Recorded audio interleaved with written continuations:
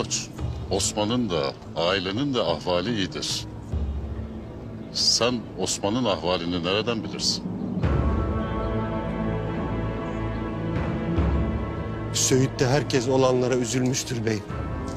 O eşkıyalar her kimse Tanrı'nın laneti üzerlerine olsun. Küçücük bir çocuktan ne istediler ki?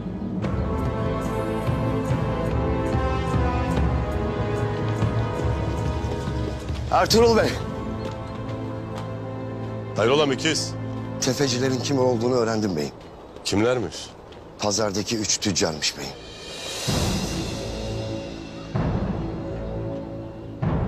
Koynumuzda beslediğimiz adamlar bizim töremizi çiğner, öyle mi?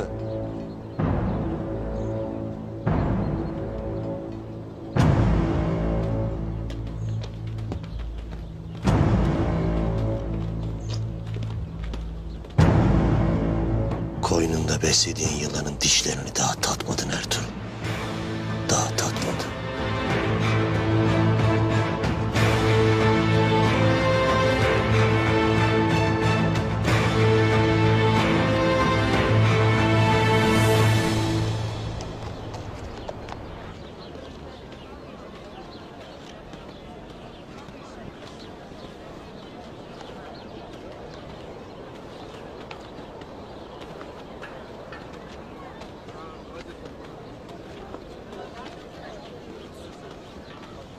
Buraya gelene kadar onca pazar gezdik.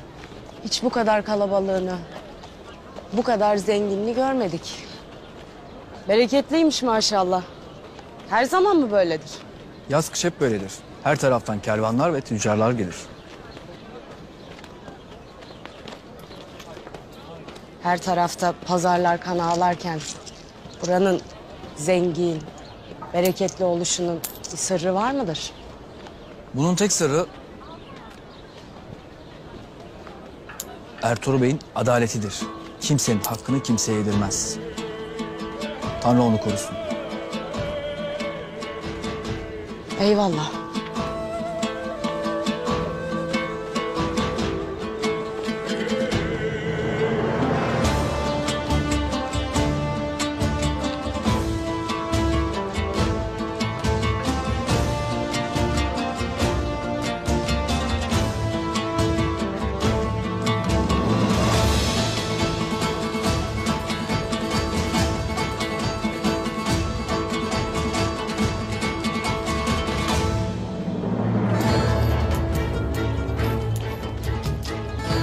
Bir ay sonra faiziyle geri vereceksin.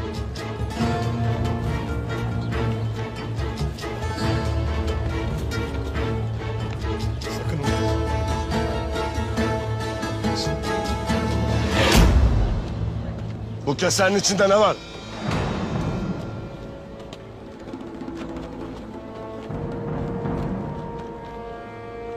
Nedir bu dedim tüccar? Altındır beyim. Tefeciden borç alırım. Faizli borç almaya mecbur ettiler bizi.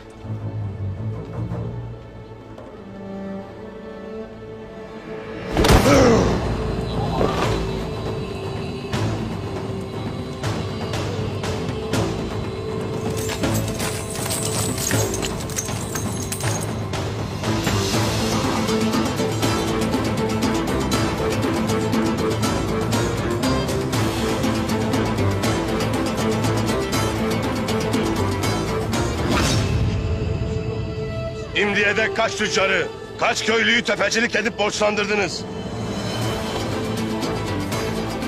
İhtiyacı olan herkes ihtiyacını görsün diye borç veririz Ertuğrul Bey.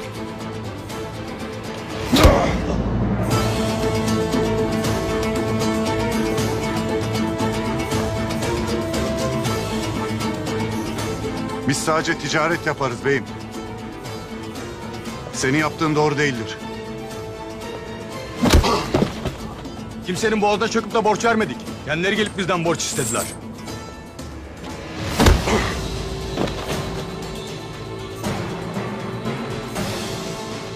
Düşmüşe bir tek bedel siz attınız, öyle mi?